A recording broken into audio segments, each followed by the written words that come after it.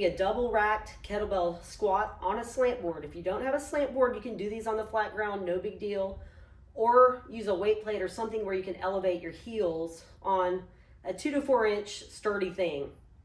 Okay, when we elevate the heels, what it's gonna do, it's gonna put more emphasis on the quads or the front of your thigh and shift the emphasis that way. But also I will say too, if you have a mobility restriction through the ankle, which a lot of people do, this is going to kind of mitigate that. So it's going to allow you to maintain a more upright torso position and get down into a deeper squat.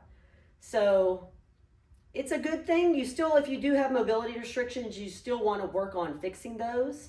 But this is a nice way to kind of get you into a better squat position while working on restricted ankles. So we're going to do that with a pair of kettlebells. You could also sub dumbbells for that.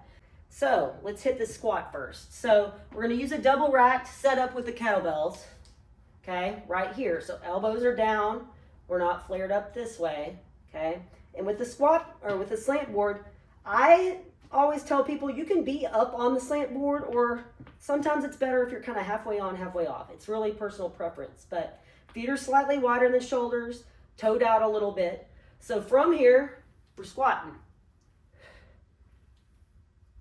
With this double rack setup, it places the load up higher and in front of the body, so we get a little bit more of a core demand from it. But it also promotes a little bit better torso position. So like I said, the slant board does that as well.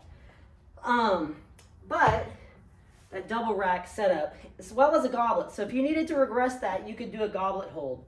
If you want to use dumbbells, you could do a goblet hold with a dumbbell, okay? Boop. Or front load them and go right here. Okay, so that's the squat option.